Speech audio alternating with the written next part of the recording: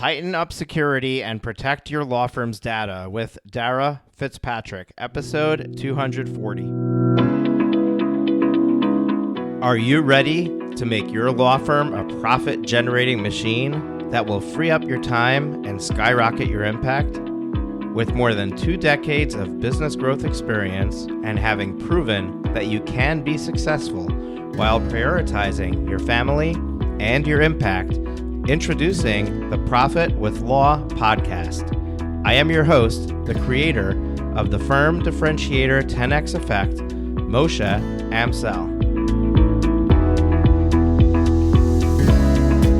Well, hello and welcome to another amazing guest interview here on the Profit with Law podcast. I'm your host, Moshe Amsel, and today, as always, I always say we have a special guest for you, but I'm excited about the conversation today simply because the guest that we have is taking me back into my old stomping grounds. So for those of you who haven't listened far enough back in our episodes, you may not realize that I spent 20 years in the IT industry and actually throughout those 20 years worked for what are called managed services companies that basically do IT support services and helping you with getting your computer network running and server administration and things like that. So that's a background that I have, but my guest today is somebody who does that for a living. And although I stepped away from that business, I was really good at it. It just didn't light me up. I didn't feel like that was my purpose. And I'm stepping into my purpose here with the Profit with Law brand.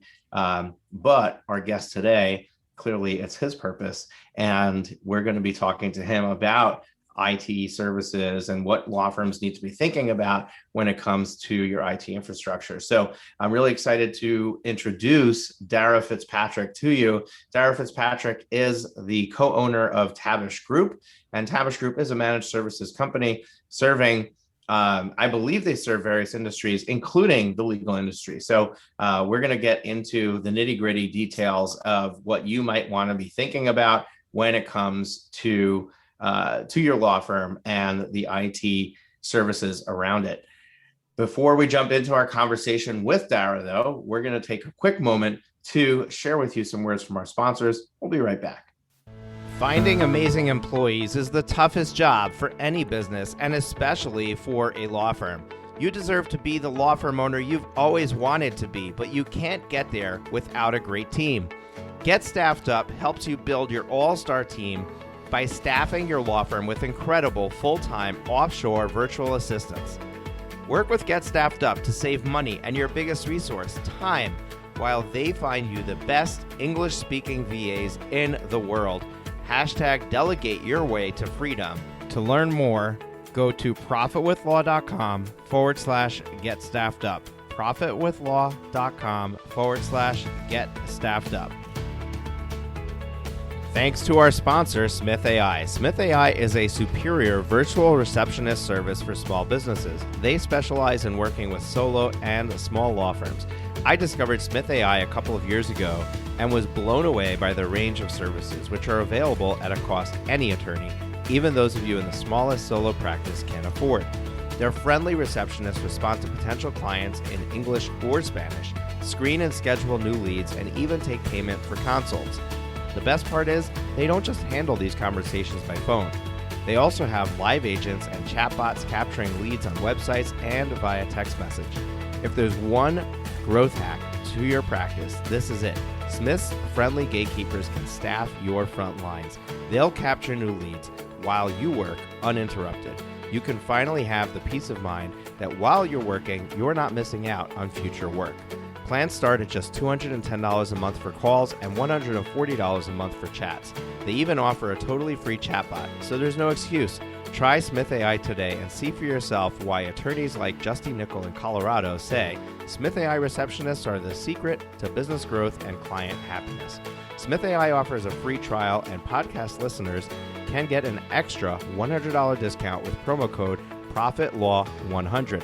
That's ProfitLaw100. Sign up and learn more at www.smith.ai. Trust me when I say, don't let another day go by.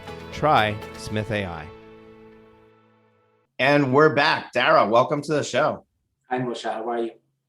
I am doing wonderful. And, I do my recordings on Thursdays, and Thursday is literally my favorite day of the week because I just get to have these fun conversations behind the microphone with really interesting people. And it's just a marathon throughout the day of having these conversations. But I literally don't have anything else work related on my calendar, and I just get to have fun. And you're getting to experience that side of me right now. So really excited to have you here on the show.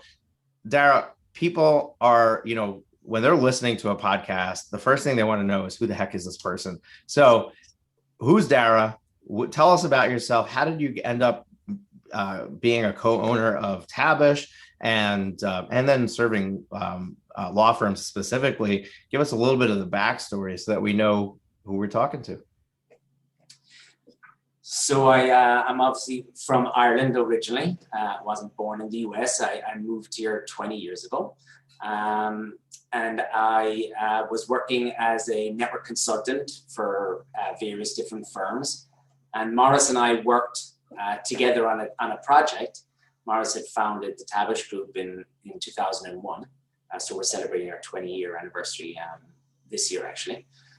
And we met basically in a building that was being built out, and him and I were there figuring out technology solutions, me for the firm that was building this project, and he was building the IT for the actual company that owns the building. And we just hit it off. We kept in touch. 2 years later, I joined him at the Tabush Group, and we've been going step by step, strength to strength since. We work in various different markets, as you said. Legal have always been a focus for us, really because we focus on small to mid-sized businesses. We started out working singularly in New York City, and there's lots of small to mid-sized law firms in New York City. So we went for really one of the key industries in the city, and we've grown and grown. I would think maybe 35% to 40% of the companies we work with now are law firms ranging from 10 to 125 staff. That's awesome. So when you deal with law firms, what's the typical size of the firm that you're dealing with? I would say typical would be from 20 to 75. Okay. 75. So let's start the conversation with the smaller firm. I mean, somebody who's got just themselves, they bring on an assistant, then they bring on a paralegal, then they bring on another attorney. Then in that growth from one person to 20 people, what are they supposed to do when it comes to their technology? I'm assuming that most technology providers are going to be working with, people who are of that size, because there's economies of scale, right? Mm-hmm. So what does somebody do to navigate their technology on their own before they're somebody who would be on your radar? So I think, when you're starting out any business, you're going to be dictated by your budget. I think what's very important is to surround yourself with people of expertise. So as a single practice attorney, or maybe an attorney of 1 to 5 staff, at an law firm of 1 to 5 staff, I think even if you don't want to have an IT partner like a firm like ourselves, I think it's important to have connections with people that can give you advice. There's a lot of very helpful people out there. So having a good advisor is key. The second thing is, if you're starting a law firm now, a single practicing attorney and growing, you're really in a very good spot because cloud provides a lot of good solutions in a really simple manner. So therefore it's easy to attain it. You only need to buy for yourself, or if you have a legal assistant for that person, you don't have to buy the whole system. So it's not a large investment. So 2 things: always have a good advisor. Second, look to cloud as much as possible. I think the last piece, and this goes back to advisor, is start out thinking about and talk to people about how you make yourself secure in how you operate. There's some basic foundational practices from a security perspective that you can do that if you're aware of and put in place, you're really starting off from a very good standpoint. And I personally believe that being secure is a marketable thing for your practice now. You are one step ahead of someone at the table if you can show possible clients that you think about securing their information like you would about your own personal information. Yeah, so very interesting that you should bring up security, because I think that that's really what's front and center of people's minds when they're really, really small starting out. And I think we might even have to say this, because you mentioned using cloud products, and the industry is moving so quickly into where everything is cloud-based, practice management software, CRM, email. Practically everything that you use, you could log into it from any computer. So that opens up to two different things. First of all, don't go to a local IT provider and go buying a server for your office. I mean, like, there's no need for that. It's completely unnecessary. And I think that, that's the first place, is don't make that mistake. But then we need to know what are the best practices when it comes to security, because we're in an area where, I mean, just this afternoon, I'm doing a live a webinar together with Brett Tremblay from Get Staffed Up, and his business is virtual assistants, right? So you can have a virtual assistant working in your firm that's from a different country, in a different country. You can have people on your staff that are literally not in your office. So where all of a sudden you can log in from anywhere to your systems. What are the steps that a firm owner should be taking to secure that, and to be able to tell their clients, well, this is our policy, and if we have a breach, it's because of no fault of our own. We've got these policies in place, and this is the best that we could have done. Where should they be focusing on tightening up that security? So there's a few different pieces there, but I think the first thing to say is, yeah, cloud is the answer to simplifying and attaining great solutions, but it's not necessarily the answer to being secure. Technology is generally part of the answer to operating securely, but how you actually operate yourself and how you interact with your IT is a big part of it too. So I think some of the foundational pieces are, I mean, everybody knows you should have proper antivirus, and it should be the same malware protection across all your pieces. But knowing what your risks are is the very beginning. And I think that goes back to having some type of advisor, because, for instance, if we were sitting here 13 months ago, there may be your risk would have been different, pre-pandemic and post-pandemic. So there's different things that have to be added into the equation. So security is a constant changing landscape. So your solutions have to be, but foundational things will be anti-malware and antivirus on every computer that you use.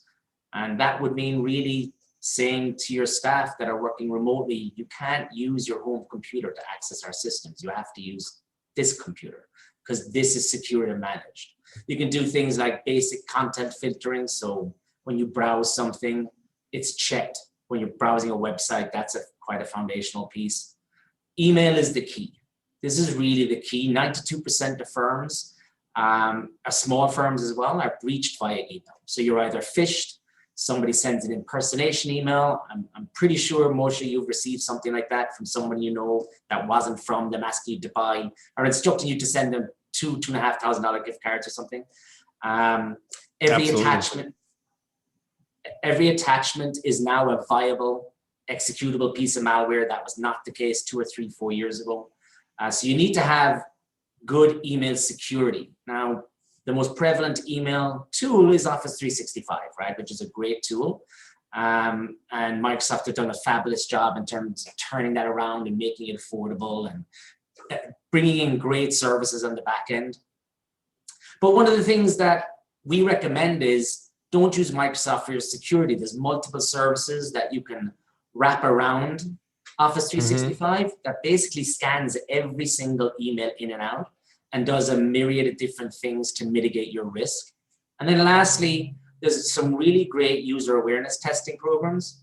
And these programs, again, very easy to check in. What they do is they automate training of your people using email by sending mock phishing attacks or sending mock impersonation attacks, and then recording what people do, and then sending videos to those people to say, hey, listen, you made an error in judgment here. Watch this video, retrain yourself. that does two things. It keeps security prevalent in the mind of your people, but it also helps people learn about what to recognize as something that they should or should not click. I think that they're key things. Yeah, I think that's an incredible point that you make. And I actually didn't know that the phishing testing and training software existed. I think it's incredible because the number one security risk that you have is your people. And the number one risk that you have is not training your people properly on knowing or understanding what to look for when they're getting an email with a link that they're going to click and things like that, or even going to a website and choosing to download something or to take an action on a website.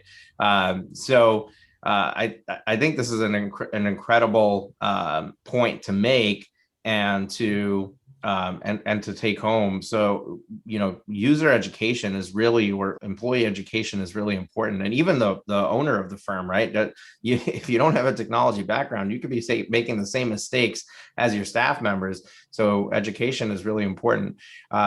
What about password security and just having some things around that, like frequent changes of passwords, not using the same password across from application to application, not writing your password under, on a sticky note that sits under your keyboard, and maybe some two-factor authentication. Where do you think that all of those things fall in the importance of the security framework? Yeah, I mean, changing passwords it's still incredible to me how many people do not want to have a password policy at their businesses. Because of the such a hassle to manage. But there's, it's a good thing personally. There's great password management tools out there to manage your passwords, and they're safe and secure. There's also the same types of tools that you can do for your business. So it can be a shared entity where you can have multiple different people logging in and managing their passwords separately, but also having company passwords for certain things and accessible through different ways. So password management is a massive problem. I think, again, like the percentage is something like 86% of security breaches are down to poor password management. And it's mainly phishing. So what happens is you provide your password. Now somebody logs into your email because everybody knows Office 365 has got a centralized portal. Your email address is already out there. They log in and they start actually sending and having conversations without you knowing on your behalf. And that tends to lead to financial problems. And that's a very big thing for small to mid-sized businesses to understand. Generally, most people think it's not about me. It's about the larger firms of the world. No one's coming looking for a firm my size, for instance. We're a 40-person firm. No one's looking to breach my firm. Well, actually, you're the biggest target if you're a smaller firm, because smaller firms have the least protection and they're quick wins because ransomware, phishing, it's all driven by financial incentive. They're not as of yet, most breaches for smaller firms are not really looking to take your information. They're making you be scared that they could, and they're taking money from you. And so why spend 12 months trying to break down the walls of a large protected enterprise when you can send 1 million emails to 1 million email addresses you can buy in the dark web for nothing, more or less, and have a shotgun approach of hopefully 5% click. I mean, you're going to make some money. Cybercrime is really the end game. I prefer really not even to use the word hack anymore and hacker, because it's not individuals with great computer intellect that are trying to get you. It's the same people that were robbing banks 50 years ago, or burgling houses. And now this is the new game. This is the new crime life. So everyone should really be aware. Two-factor authentication, imperative. That would now be included as a foundational piece of your security. And I guess the main point that we're getting to is it's not one thing. Okay, your security should be layered. And I always go back to, say, someone's house. If you think about how you secure your house, you have fences and gates, you have locks on your doors and windows, you have an alarm, you have motion sensors, you may have a safe for really valuable things, you may have a lockbox externally in a bank for even more valuable things. You got to think of your security for IT in the exact same way. And in the last 13 months, those types of layers and protections have, you got to think about that differently. I talk about security used to be perimeter based. Where your people were, you secured the perimeter. But your people aren't in a place now, they're distributed. So you got to think really how you're going to secure your people when they're distributed. And I came across a term, I definitely didn't make this up, but it was like your security now needs to be elastic. It needs to leave what was your perimeter and stretch around your people wherever they sit. So we have a term now that we've been talking about internally whereby there's no such thing as remote working anymore. There's just working. I need to be able to sit where I sit and seamlessly access the solutions that the firm provide me to complete my role. That's not part of my role. That's every piece of my role. It needs to be done from any location. And that's a big change in how we need to have elastic security to keep that around people. Right. I love that you're moving away from the word hacker, because hacker implies that they're kind of like breaking through your firewall, getting into your network. But the reality is that it's not a breach of your fences. It's kind of like they just kind of took a ride in your pocketbook with you into your office, and and now they're in. So it's interesting. It's mind-boggling. It's a little scary. Let's move away from security for a moment. So we're now moving to a larger practice that perhaps has more needs in controlling the environment that their people are working on, or maybe even a small practice that needs to control the environment. So let's say that you don't want somebody to be able to steal information from the systems that they're using when they're logged into your systems. If they're in their own web browser on their own computer, they're able to access their printer, they're able to take screenshots, things like that. Are there ways to control that, to own the desktop, to make sure that everything that they're doing is something that you absolutely control and kind of mitigate that risk? Finding amazing employees is the toughest job for any business, and especially for a law firm. You deserve to be the law firm owner you've always wanted to be, but you can't get there without a great team. Get Staffed Up helps you build your all-star team by staffing your law firm with incredible full-time offshore virtual assistants. Work with Get Staffed Up to save money and your biggest resource, time, while they find you the best English-speaking VAs in the world. #delegate your way to freedom. To learn more, go to profitwithlaw.com/get staffed up. profitwithlaw.com/get staffed up. Thanks to our sponsor, Smith AI. Smith AI is a superior virtual receptionist service for small businesses. They specialize in working with solo and small law firms. I discovered Smith AI a couple of years ago and was blown away by the range of services, which are available at a cost any attorney, even those of you in the smallest solo practice, can afford. Their friendly receptionists respond to potential clients in English or Spanish, screen and schedule new leads, and even take payment for consults.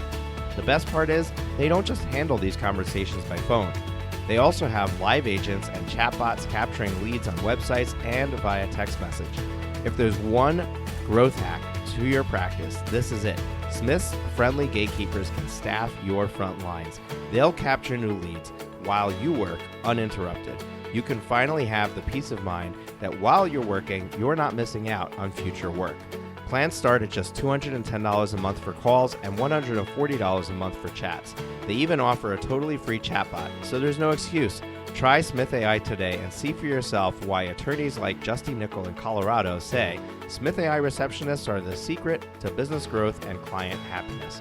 Smith AI offers a free trial, and podcast listeners can get an extra $100 discount with promo code ProfitLaw100. That's ProfitLaw100. Sign up and learn more at www.smith.ai. Trust me when I say, don't let another day go by. Try Smith AI. The simple answer is there is, but I think it speaks to another problem as your firm grows from an IT standpoint. Let's say we make the jump Moshe, to say a 10-person to 20-person firm, right? If we're going out that 10 to 15-person. In any business, when you're hitting that number, a lot of things are changing, right? You've probably been 3 to 5 years or at least in business, in your practice. You've probably, you're managing people, you've put in process, you've probably matured your technology's footprint. So now you're type of introducing a lot of what may not seem very complex, but complexity for a small business. Right. And with complexity comes cost. So yes, of course you could protect everything, but what you really have to start facing decisions now is about the smartest way to do it, the best way to get a return on your investment. I know I'm type of not answering your question directly, but the original answer was yes. But as you go, again, you need better guidance now. You probably need partnership. And then you have to understand how your people are going to be operating. Like, for instance, as simple as the pivot to work from home last year. Right. What happened? Most of the time it was, I've never worked, 75% of the firm had never worked from home. Okay, do you have something you can work from home on? Yes. Okay, install this program, do it yourself. Then we'll all catch up and we'll make sure it's working well. What happened was people type of said, it's working okay. Well, that's going to be fine because we're all going back in the office in 2 months. Of course, that's 13 months later, and a lot of firms have did the same way. So the decisions that you have to make as people access things in different ways means you have to put in new layers of security, policy, and process. So I can say that, yes, there are ways. There's no point in really stating different ways, but you have like secure browsers, for instance, if you're worried about security. You can manage every computer, be it whether it's in the office or outside the office. An IT person with expertise like my firm can put all the same policies, procedures, tools on any computer you're working on and still manage it no matter where you are working. So it's about maturing your partnership with an IT person. It's about maturing the solutions. It's about building the processes and tools around all of that, but it's a little different for everybody. There is ways now of simplifying that. It's actually something that we are very focused on in our firm. It's a type of cloud. It's the fastest growing cloud platform now called desktop as a service. And that solves a lot of these problems because instead of distributing your IT with your people, so managing all these endpoints wherever your people are sitting, you're centralizing it, but you're not centralizing it back to your office space. You're centralizing it back to a cloud. So all your IT, your servers, your applications, your desktops go into one cloud. And now you basically stream your Windows desktop to any device you're working from, like you stream a movie from Netflix. So you're literally carrying around your PC in your pocket. And that now changes the entire approach to security and changes your entire thought process of how you have elastic security and functionality and productivity. And I always say, the job of a firm like mine is to do two things: mitigate risk and enhance productivity. And that's a keen balance. You try to do one too far, you're going to hurt the other. So I think there's ways and means of doing this. And again, cloud, the right type of cloud, it really strips down your technology footprint, your IT footprint, and allows you to have a lot more freedom in your decision making also. So is that where, where like bring your own device, bring your own desktop, bring your own phone, bring your own, is that where you get to control everything because you're providing the desktop on whatever device they're bringing? You don't have to worry about having malware software installed on their local machine, being able to be on top of that because it's sometimes not even yours. Right. Sometimes they're providing their own computer. I mean, I know my staff. I have staff in the Philippines. I have staff in South and Central America. I'm not giving them a computer. They come to work with their own. Yeah, that's desktop as a service really is making that type of bring your own device, which was very much an enterprise level terminology because no small firm is buying laptops for every single one of their people when they work remotely. Maybe a subsection of them. So yeah, desktop as a service is making that bring your own device model a reality. So there's cost savings there. But there's also just the notion that, I can now distribute my people, but centralize my technology. So if you're centralizing your IT footprint, lots of things happen. It's easier to manage, it's easier to maintain, it's easier to upgrade, it's easier to secure, it's easier to support, because it's not distributed, but your people are distributed. So that's where you're leveraging the cloud even further. Most people leverage cloud by saying, I'll put my email in the cloud because it's very important, or I'll put my practice management platform in the cloud because it's very important. We're saying put everything in the cloud, including your desktop. And the greatest thing about that is your desktop is the window to your IT. We all use Windows 10 and of course Mac, but mainly it's Windows 10. That's the biggest part of the workforce. That's the window to your applications, your files, everything that you use. So if you secure the front door, you're securing everything else behind it. So it makes everything else easier. And it also makes, we think what it also does is it makes flexibility more attainable, because now if I'm working in my office, I log on to my cloud desktop. When I log off, I go home, I log on to my cloud desktop. So there's no change there's a change in my environment, but there's no change in how I work. Right. Absolutely.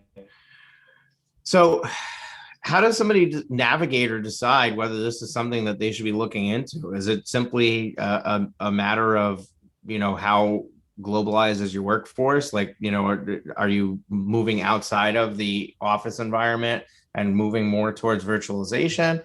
Is this something that, I'm sure with the pandemic, a lot of your clients who were not on desktop as a service suddenly wanted it, right? So how do you navigate whether to add it, where to add it, when to add it? The great thing about everything the last few years is information is easy to attain. Now, getting the right information might not always be right, but when there's things like this, Moshe, like you're doing, where you have like people focused on bringing in different viewpoints, advisory boards, all these different things, it means that there's a lot of information out there. I would say desktop as a service is not something that lots of people knew about. But it's gaining traction over the last 2 years. I know Gartner said it was the fastest growing cloud in 2020 by 90-something% it grew. The move to desktop as a service is not that hard.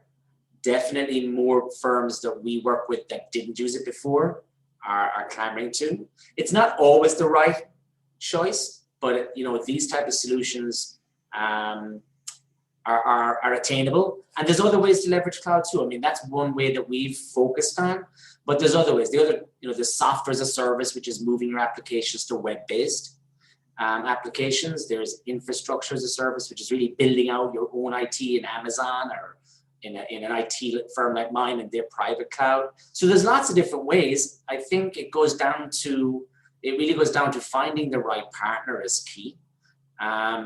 But there's tons of information out there. There's lots of different podcasts, which I love to listen to give you these type of viewpoints.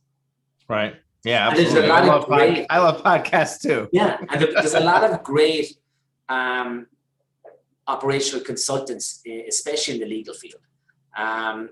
So even if you're not talking to an IT person, that's a great person, especially as a smaller firm, as you're trying to build structure.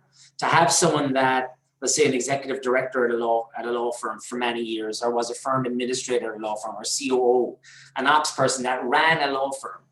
There's tons of single operation consultancy people out there that can give you great tips on how to start off the right way, not from an IT perspective, but from lots of different things. I think what I've learned by talking to those people over the last 10 years is the big change in the legal practice, in the legal world, really is that law firms are now considering themselves businesses, whereas before maybe that was not a term that was really used to describe a law firm. It was always a practice. That led to different ways of running. You probably know a lot more about that than I do. But there's a lot of consultants out there now that are helping law firms look at the right numbers, look at the right KPI, put in really good processes, ensure that the IT solutions they have in place, they're maximizing. That's a big problem at firms. Applications being bought and generally use 35% of the capacity. That's about a standardized number, supposedly. So I think that that's a great help as well. These people have been exposed to lots of different law firms in lots of different sizes, and therefore can help advise you on things IT and outside of IT. Right. Now, one of the things that a lot of law firms struggle with is the actual applications themselves. Selecting the right application and then learning the nuances of that application and becoming an experienced user. Also, so many of us are guilty of not even knowing how to all the features that are available to us and how to use them. I understand that as a managed services company, the application layer, or that getting involved on the application side may not be where you step in or get involved.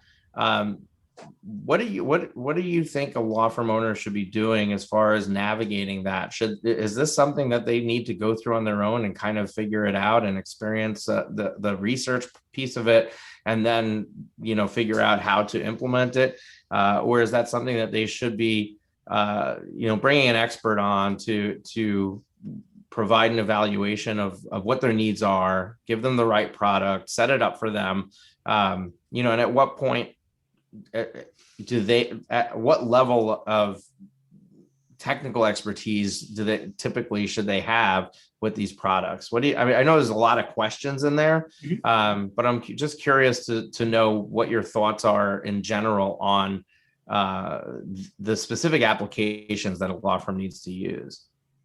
Yeah, and that's a very important question, actually, Moshe, because I say that our firm and firms like us, we build the roads and bridges, we build the infrastructure. You want to have good roads and bridges so that your cars can get from A to B, right? Well, in the IT world, we're building the roads and bridges, and the cars are your applications. They're really an application is really what moves the needle in your law firm. It really enhances productivity. We ensure that the application can run well, that it's protected, and that it's backed up, for instance, and secured and different things. Mm-hmm. I think the first mistake that maybe people make, or I see people making, is I want a practice management system. Okay, I'll go to Google Practice Management, and they learn about each system by reading the website about what it does. I think the first step that you need to do when you're thinking of application is saying, what am I trying to achieve? So what are the goals? I know that's a little bit like everything in life, but right. I think that's a big mistake. So setting down, what are my goals? What am I trying to achieve with this application? So they'll be your big goals. And then you'll break down those goals into, well, what do I do now to achieve those goals? That's very important as well. If you get an application to do something completely new that you've never done before, it's going to be very hard because you need to have a process in place, first of all. So if you have a good process in place, you can find an application that will help you make that more productive. So what are my goals? What are the processes I currently have in place that the application is going to help me optimize? And then go out and look at practice management systems. And you can do some research on the web if you don't have a good IT partner. A firm like mine helps that because we work with a lot of firms. So by understanding your needs and processes in place, we probably work with other firms that are doing the same thing and have solved the same problem. So we have a community that we can reach into for you and we learn from. There are lots of consultants that focus on very specific applications that can help you. But if you know what you want, what you're trying to achieve, you understand the process you're trying to enhance, you're going to get a great ROI initially on your investment. Then once you're in the right application, what you got to make sure is we said it about security, training. It's one thing a lot of people skip on. Train. Not one time, not IT person installs it, leaves, trainer comes for day one, says everybody knows what they're doing now and walks away. It's got to be recurring. I'm not saying you have to blow your budget in training, but you should be looking to invest a good percent, a percentage in it and figure out what you want to invest so you know what you're going to get. And training, people forget, is not just how to use. It actually breeds curiosity into maximizing what the application could bring to your business. So let's just say it optimizes intake for you. It optimizes output in terms of information for your clients. And it helps you build faster. Let's just say they're the three things that the application initially does. So you train everybody, people are asking questions, they're getting problems, their issues solved, they're understanding now how to use the system better. What training also does is make people ask more questions. Wait a second, if it can do this, can it do this? And that's really how you learn to maximize your application. So you start off using 20% of capacity, 30, 40. The more people ask questions about how to solve problems because they're involved in the application itself, the more you're going to maximize the productivity of the application. So that's the key advice that we give people. But having a good partner like ourselves or a consultant, they have a peer group. So generally, a lot of the things you're bringing to the table are not new. One example is I know there's a lot of law firms looking at automation, trying to do AI to increase, very manual labored processes. And this would be very important for smaller law firms, especially, right, that are growing. I'm not an expert in this, but I come across a lot of things that there's 2 or 3 different attorneys that we work with that when I come across something, I bring them together, I bring that information to them and I talk to them about it. And I make an introduction to the expert I met in that area. And they love that. They love that I can bring ideas through peer groups. Yeah, that's awesome. I had to mute myself here because we got a delivery at the front door and my dog is barking like crazy. So didn't want it to be interrupting you. No problem. I got 2 dogs myself. Yeah. He's special right now because he just had surgery. We've been dealing with hypercalcemia. His calcium has been too high. And they had to remove 2 of his parathyroid glands. Oh, no. So he literally just had surgery on Monday and is recovering. He's doing well, but he sounds active anyway. What's that? He sounds active. Oh yeah, he's there's no rest for the weary. That Amazon truck comes and he's got to put the fear of the dog in them just by standing at the door and barking in their face. So it's always, that's the thing when you work from home. I'm working from home. I'm not sure, what your situation is. But when you work from home, you get all these interesting things that come up and the distractions. So thank God for the mute button. But speaking of the mute button, there's so many conversations that we're in where somebody doesn't realize they're muted and they're, and they're talking. So Workday has a commercial. Have you seen it? I have not. So do a quick go on YouTube and do a quick search for Workday mute button. It's a fabulous commercial. And it's, anytime I'm in a call where that happens, I share my screen and I play the commercial because it's just everyone relates to it. They're like, yeah, shaking their head. Yep. Totally get that. Morris, my business partner's got a cup and on it says, you want to drink, it says you are on mute.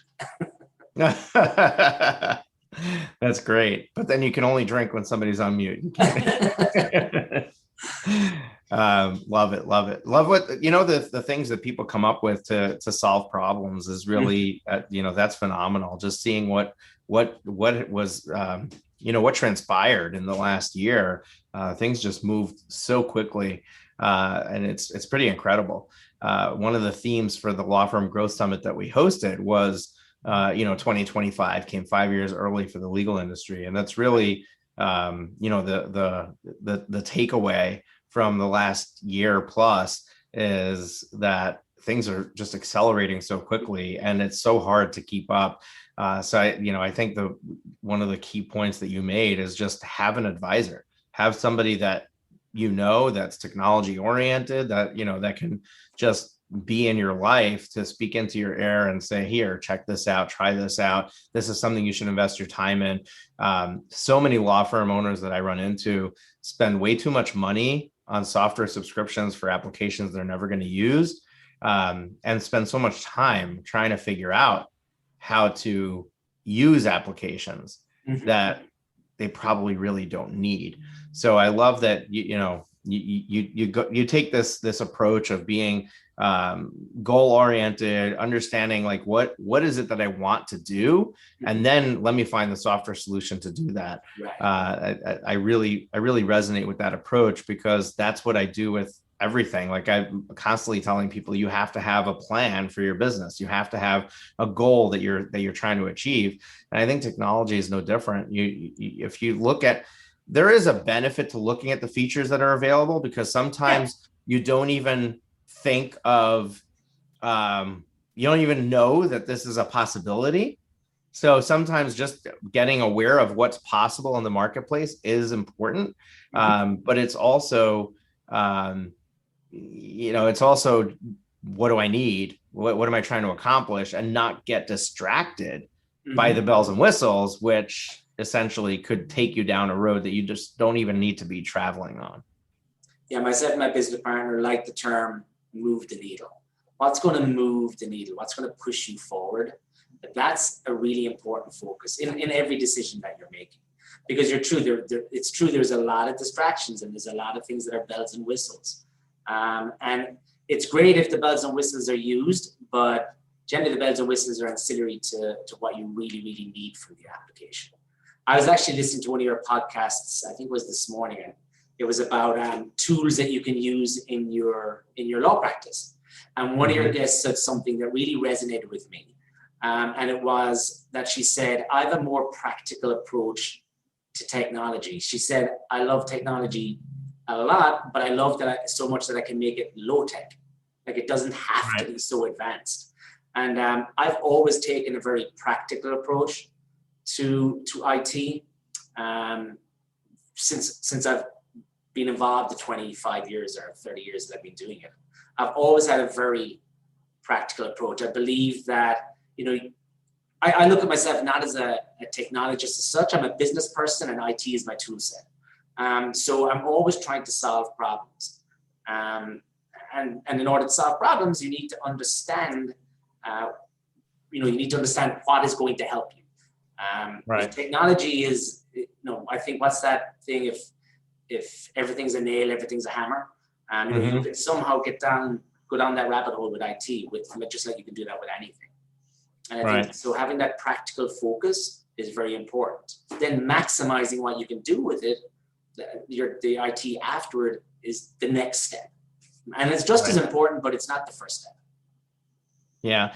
Now, last question, because I know we need to wrap up. And this is, when it comes to running a business, technology is just one of the pieces. An owner needs to worry about staffing. They need to worry about marketing. They need, there's these various levers that move the needle in the business. And technology is a tool for productivity. It's a tool for organization, for client experience.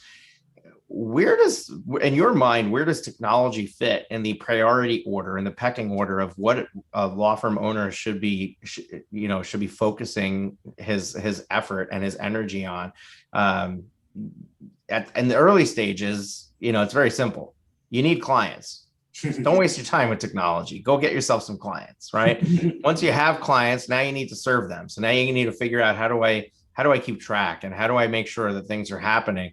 And technology kind of becomes this thing that's a piecemeal approach where I've added it as I needed it, which is nothing wrong with that. But then all of a sudden you take a look back and you're like, it looks like an erector set together with Lego, together with chewing gum, right? And suddenly you manage to build this structure that you don't even know how it's standing. So when should somebody really start getting serious about their technology, and what level of focus or efforts they need to put on that? So there's a lot to unpack there, but I think that Morris and I have learned a tremendous amount about running a business the last 15 years. And yes, technology is a piece that we have to have in our business, but as you said, there's lots of other pieces. And I've really enjoyed the journey of it, by the way, and I think it makes us a better IT partner because we're running a professional services firm. A law firm is a professional services firm, so we have a lot of the same problems. I think I always disagreed with the statement that technology drives your business. I think technology enables and supports your business, right? And even actually, it's not even technology; it's IT solutions support and enable your business.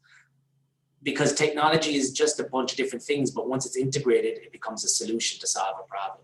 So I think it's important more than ever now to have an IT sensibility about things you're doing from the very beginning of your business. It doesn't mean, like you said, it should be your focus, but you should be thinking about the structures you're putting in place, how in the future, when you're ready to invest, like if you're a single attorney, and we have a handful of firms with 4 or 5, 6 people, more than a handful actually, probably 10 firms at least. And they started thinking earlier and earlier about leveraging IT. Now, a lot of them had come from bigger firms, so it was in their mindset. But I think you start thinking about it from the beginning.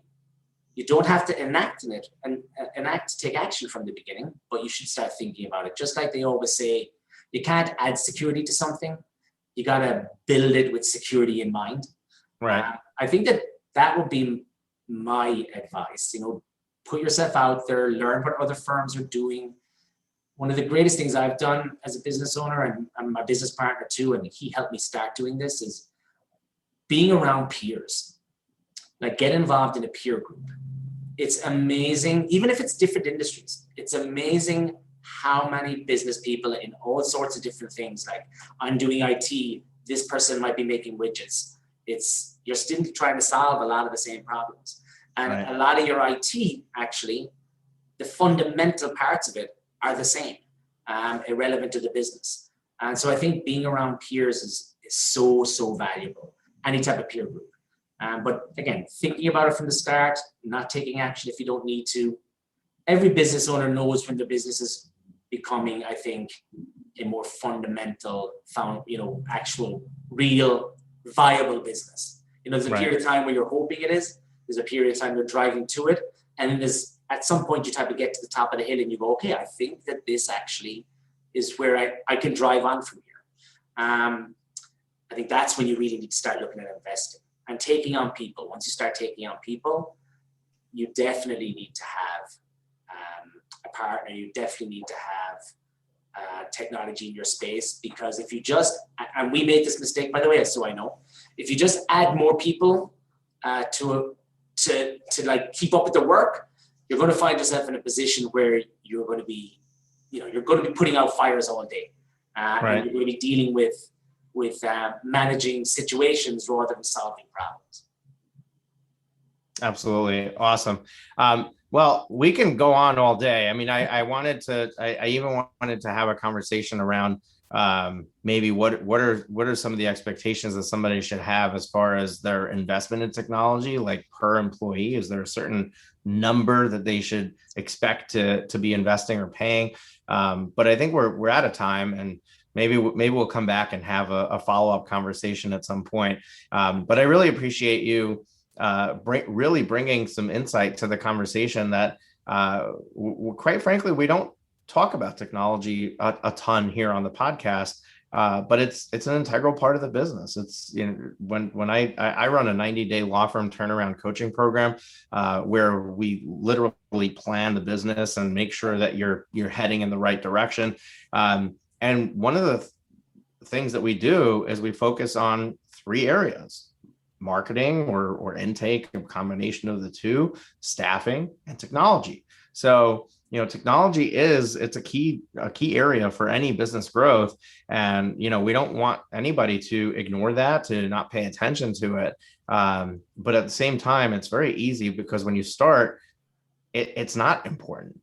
And it becomes important as you grow. So it's very easy to overlook that piece. So I really, appreciate the insight that you brought to this conversation, and it's something that we need to talk about more and more here on the show as well. Darragh, I'm going to finish with you like I do with every other guest. We're going to ask you for 2 things. Number 1, how do people stay in touch with you, follow up with you, take a next step with you? And number 2, one key piece of advice, piece of wisdom that you want to share with our listeners. Could have something to do with what we talked about, could have nothing to do with it. But if you can leave one parting piece of wisdom with them, what would that be? So to answer your first question, our website is the easiest way to get my contact details. It's www.tabush.com, TABUSH.com. Also, you can look me up on LinkedIn. That's a very easy way also. And I'm willing to give advice to anyone that reaches out. I love to talk about IT and solving problems. The second piece, I think out of everything we talked about, and it speaks to what you do, Moshe. Of course, I mentioned lots of great operations consultants. I never mentioned you, of course. Right. But, reach out and find someone that, works in business, in IT. There's lots of people that do board advisories, and there's lots of different ways to get advice. It doesn't need to be an individual. It can be think tanks. There's some great think tanks in your state, and nationally that you can look at as well. You can reach out to me. I can give you different names in different states. The ABA is a great resource for lawyers. They have tons of information. Funny enough, you mentioned about budgeting. I wrote an article for the ABA that was published last September. I can send that to you if you want, about budgeting for small businesses and small law firms. So I think it's really, align yourself with expertise, and that can give you the information of what's going on from an IT standpoint in the legal world. I think that's the most key. Everything else drains from there, I feel like. Yeah, absolutely. Darragh, if you can post recording here, if you can shoot me an email with the link to the budgeting article, I'd love to link that up in the show notes so that anybody who wants can go read that, take a look at it. And I really appreciate your insight today, as well as how people can follow up with you. Thank you so much for your time and being willing to share openly with everybody here. Folks, if you really enjoyed this episode and this is your first time listening to the podcast, we'd love to have you as a returning subscriber. All you need to do is hit the subscribe button in your podcast player. And what that'll do is it'll make sure that every time we release a new episode, you get notified. If you didn't enjoy this interview, we'd love it if you checked out some of our other episodes and see if you still like the show. And if you do, we'd love to have you as a subscriber. But here's something I ask at the end of every episode. And I'm going to ask you if this show is something that you think can help somebody else that you know. So this was a great conversation around technology, for a law firm. Think of your friends who own law firms. Which one of them has mentioned to you something about their struggles with technology? Which of them do you think would be able to help move them to the next level by just listening to this episode? Take this episode and share it with them. The more that we share with other people, the more that we can all grow together. And essentially, when you help somebody else, you're also helping yourself.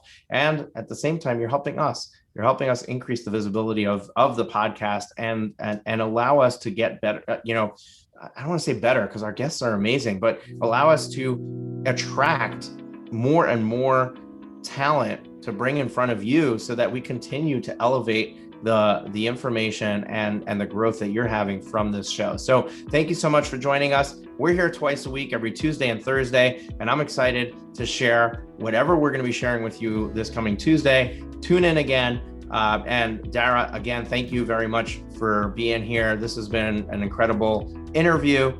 And folks, have a great weekend. We'll see you next week. Take care. Have you been enjoying the show? We sure hope so. To make sure you never miss an episode, be sure to hit the subscribe button in your podcast player app.